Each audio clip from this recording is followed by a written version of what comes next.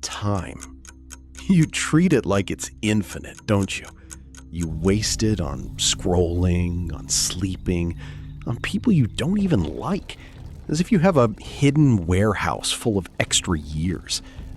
But let's be honest, for most of you, time is just a long, slow torture while waiting for a paycheck. You sell your hours for pennies, hoping that someday in that foggy future, you'll finally start living. But the future is a horizon. The closer you get, the further it moves away. What if I told you that future is just a marketing lie? Why wait 30 years to become rich when you can have it all in 30 seconds? I'm offering a shortcut, a way to bypass the struggle, the gray hair, and the back-breaking work. I'll buy the years you were going to waste anyway. $10 million to skip the boring part and jump straight to the finish line as a winner. Look at Leo, a brilliant architect with a brain full of cities that will never be built. Why?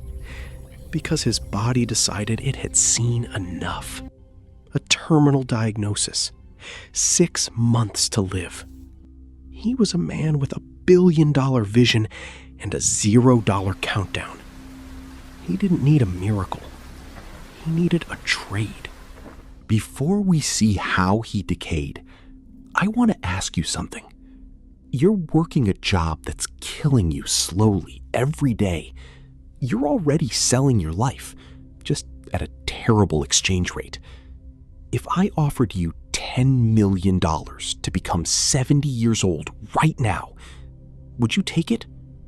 Type yes if you're ready to be rich. Type no if you think your youth is worth more than $10 million. Let's see who's actually lying to themselves today. I could see the towers. In my head, I had already built them. Cities of glass and light that would change the world.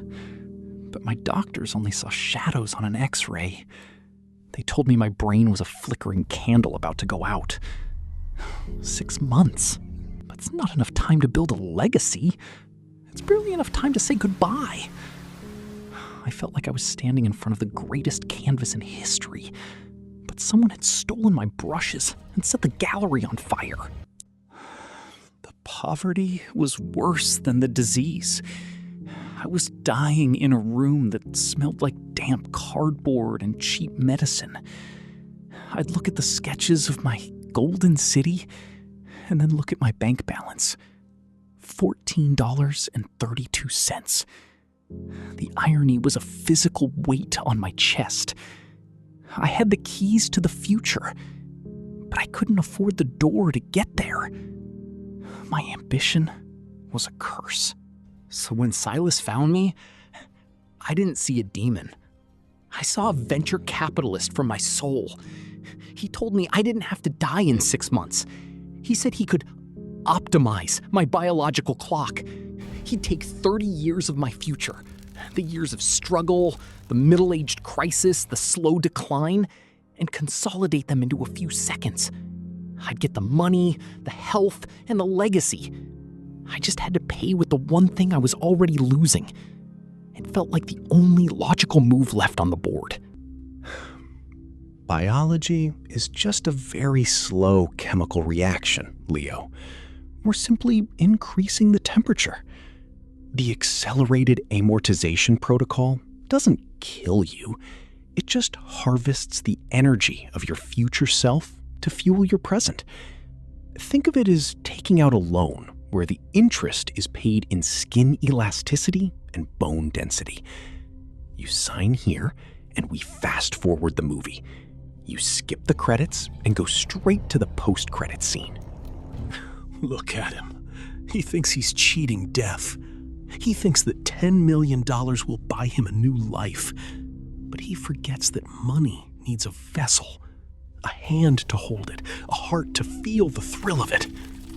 Oh, I'm not just taking his years. I'm taking the capacity to enjoy them. Are you feeling sorry for him? Why? He's a millionaire now. He's exactly what you dream of being while you're sitting in traffic. Is it the wrinkles that scare you? Or the realization that you're doing the same thing for a low hourly wage? Tell me in the comments, is it a tragedy or a fair trade? The transformation was surgical. I felt my skin tighten until it snapped. My bones didn't just age. They felt like they were being ground into dust and rebuilt with lead. When the light finally faded, I was standing in my golden city. It was finished. It was perfect. I was the richest man in the world, standing on the balcony of the tallest building ever built. But I couldn't see the horizon. My eyes were clouded with the fog of 70 winters. I looked at the $10 million in my account and felt nothing. Not joy, not relief, just a profound, crushing fatigue. I have the finest silk sheets in the world, but my skin is too thin to feel them. I have the most expensive wine, but it tastes like vinegar to my withered tongue. I built this city for people like me, young, ambitious, full of fire. But I am a stranger here. I walk through my own creation, and I can't keep up with the pace. I see a young couple laughing in the park I designed, and I feel a surge of jealousy so violent it almost stops my heart. They are poor, they are struggling, but they have the one thing my 10 million can't buy back. They have a Tuesday morning in their 20s. I am a ghost, haunted by the ghost of my own potential. I won the money, I built the dream, but I am too tired to live in it. Look at the great architect now. He has his legacy. His name is carved in stone across the skyline. But he would trade every skyscraper and every gold bar just to be able to run for a bus without breaking his hip. He's the ultimate success story. He reached the end of the game with the highest score, only to realize the game is over. You think you're different. You think you'd spend the money better.